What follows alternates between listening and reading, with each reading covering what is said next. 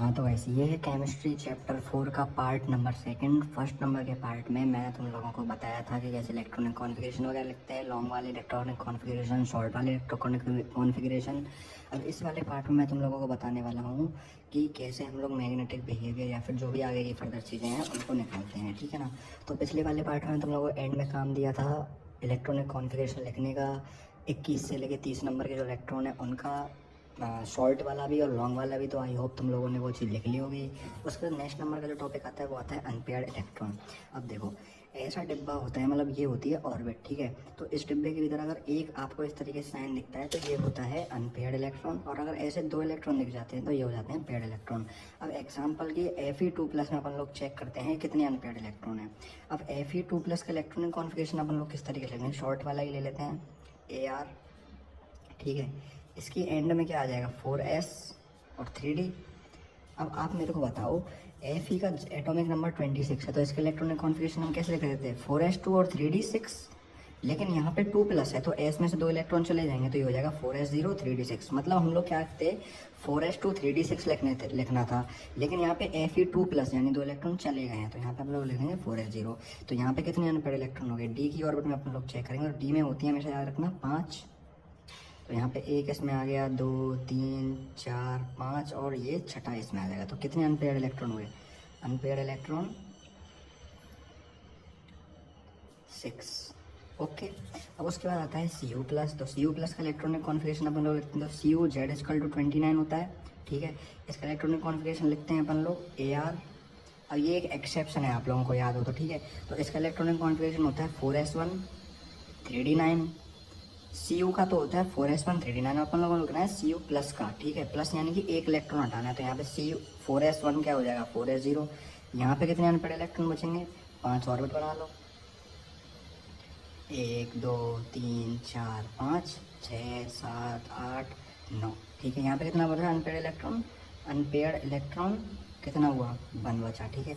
अब ये चीज़ क्यों बता रहा हूँ, क्योंकि इसका आगे नेक्स्ट हमारे एक टॉपिक जो कि मैग्नेटिक बिहेवियर, उसमें इसका बहुत ही ज़्यादा यूज़ है, ठीक है।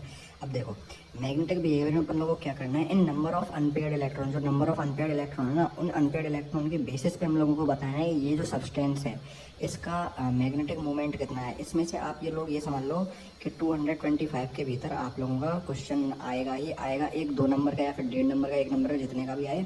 तो इसका एक फॉर्मूला होता है, वो होता है μ=n√n+2bm। अब देखो यहाँ पे n का मतलब है number of unpaired electron, bm जो कि है वो बोर मैग्नेटिक्स, मतलब एक ऐसा यूनिट है इसकी मैग्नेटिक मोमेंट की, ठीक है। अब देखो अगर number of electron, number of unpaired electron 0 है, मतलब उस किसी भी सब्सटेंस के भीतर अगर नंबर ऑफ अनपेयर्ड इलेक्ट्रॉन 0 है तो उसके भीतर म्यू भी 0 आ जाएगा। नंबर n की जगह पे अपन लोग 0 रखेंगे तो ये पूरा 0 हो जाएगा, तो म्यू भी 0 हो जाएगा। लेकिन n greater than 0 है, अगर n की वैल्यू 0 से कुछ ज़्यादा है तो ये जो म्यू आएगा वो μ= क्या आ जाएगा, म्यू भी 0 से बड़ा आ जाएगा। तो अगर नंबर ऑफ अनपेयर्ड इलेक्ट्रॉन 1 भी नहीं है तो वो सब्सटेंस होगा डायामैग्नेटिक। अगर नंबर ऑफ अनपेयर्ड इलेक्ट्रॉन 0 से ज़्यादा है, यानी 1 भी है, तो वो सब्सटेंस कैसा हो जाएगा पैरामैग्नेटिक, ठीक है। अब इसी के बेसिस पे अपन लोगों की ये छोटी सी टेबल है, इसमें क्या है, जब नंबर ऑफ अनपेयर्ड इलेक्ट्रॉन 1 होगा तो आपका जो रूट में आएगा, मतलब इस फॉर्मूले को यूज़ करके, फॉर्मूला मैं यहाँ पे लिख देता हूँ, ये जो मैंने फॉर्मूला बताया μ=√n+2।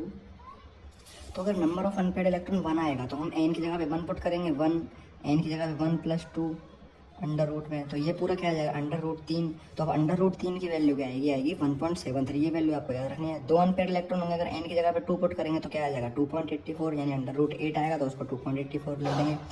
Number of unpaired electron 3 होंगे तो √15, 3.87, 4 होने पर √24, 4.85, 5 होने पर √35, 5.92, ठीक है। अब इसके बेसिस पे अपन लोग क्वेश्चन करते हैं कैलकुलेट। आपके जो क्वेश्चन आएगा पेपर में वो इस तरीके से आएगा, calculate spin only magnetic moment of following ions. अब इसमें आपको क्या करेगा, कोई भी एक फॉर्म वो दे देगा, उसका तुम लोगों को क्या करना है, कोई भी एक एलिमेंट दे देगा, ठीक है। जैसे यहाँ पे दे रखा है Mn2+। तो Mn क्या होता है, Mn का एटॉमिक नंबर 25 होता है। तो सबसे पहले तुम्हें इसका इलेक्ट्रॉनिक कॉन्फ़िगरेशन लिखना है। अब Mn का क्या होगा electronic configuration AR 18 valency satisfy कर देगा, 4s2 3d5। अब अपन लोगों को तो 2+ का लिखना है ना, तो 2 इलेक्ट्रॉन अपन यहाँ से s के ऑर्बिट में से हटा लेंगे, तो ये कितना हो जाएगा 4s0 3d5। अब यहाँ पे कितने अनपेयर्ड इलेक्ट्रॉन हो जाएंगे बताओ, d की ऑर्बिट में 1 2 अब यहाँ पे ऑर्बिट बनाई तो 1 2 3 4 5, यहाँ पे 5 अनपेयर्ड इलेक्ट्रॉन हो गए। Unpaired electron equal to 5। तो यहाँ पे अपन लोग अब ये वाला फॉर्मूला लगाएंगे, म्यू इजकल टू n+2। ठीक है, यहाँ पे अपन लोग n की जगह पे 5 पुट करेंगे तो 5+2, तो ये कितना आ जाएगा √35। और √35 की वैल्यू क्या है, ये रही 5.92, तो इसका आ जाएगा 5.92 BM। ये हमेशा याद रखना, ये आपको लगाना है BM, ये इसका आंसर आ जाएगा। इस तरीके से तुम लोग क्वेश्चन करना है। Ni2+ का पूछ लिया, Ni का जो ये होता है क्या, एटॉमिक नंबर वो होता है 28। तो देखो मैं तुमको एक सिंपल ट्रिक बताता हूँ। देखो जैसे यहाँ पे 28 दे रखा है, तो तुमको देखो सिंपल क्या करना है, सबसे पहले लिख लो AR। ठीक है, अब उसके बाद एटॉमिक नंबर कितना है इसका, Ni का। सबसे पहले ये देखो Ni का एटॉमिक नंबर है 28, तो तुमको क्या करना है 4s वाली ऑर्बिट बनानी है और 3d वाली ऑर्बिट बनानी है। ठीक है, ऐसे लिख दो 4s और 3d। अब यहाँ पे आगे जो डिजिट है उसको तो तुम लोग पटक दो s में, और पीछे जो डिजिट है उसको पटक दो d में। ठीक है, सिंपल यही करो।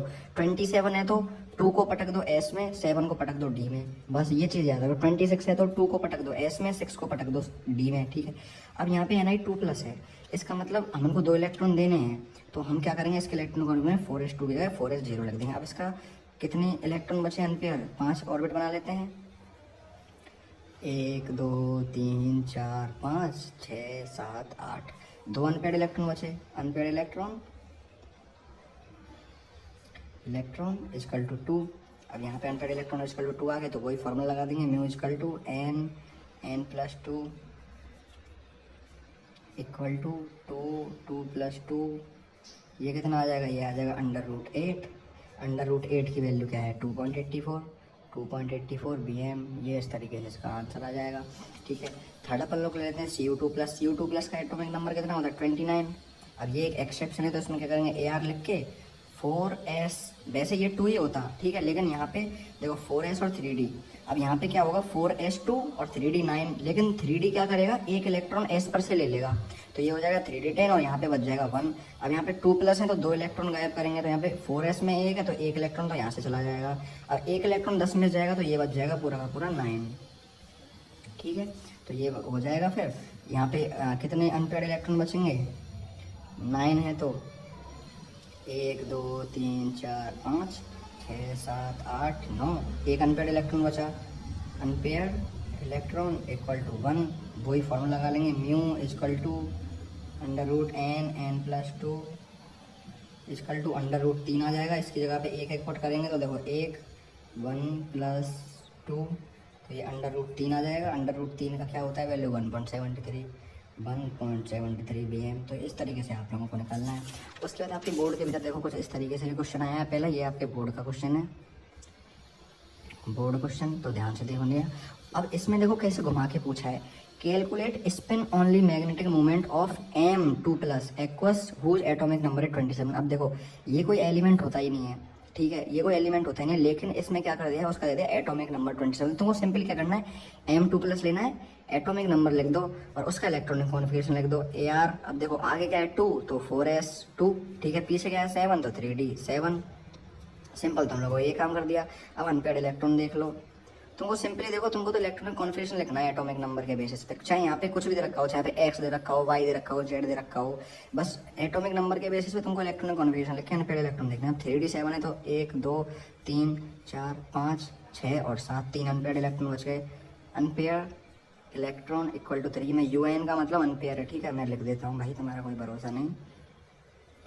अनपेयर्ड इलेक्ट्रॉन 3, ठीक है, तो म्यू इक्वल टू n+2, ठीक है, उसके बाद आ जाएगा 3+2, उसके बाद आ जाएगा ये आ जाएगा 3 पे कितना आ जाएगा √18, 3+2 5 5 3 जा √15 आ जाएगा। √15 की वैल्यू क्या है, देखो यहाँ पे देख लो टेबल में, √15 की वैल्यू 3.87 BM, 3.87 BM। अब लास्ट नंबर का जो क्वेश्चन आता है वो आता है why transition metal ion are paramagnetic nature. जो ट्रांजिशन मेटल आयन होते हैं वो पैरामैग्नेटिक क्यों होते हैं नेचर। अब देखो एक चीज़ ध्यान करो, मैंने तुम्हें बताया था ना, अगर नंबर ऑफ अनपेयर्ड इलेक्ट्रॉन 0 से ज़्यादा है तो म्यू की वैल्यू भी 0 से ज़्यादा आएगी और वो एलिमेंट पैरामैग्नेट हो जाएंगे।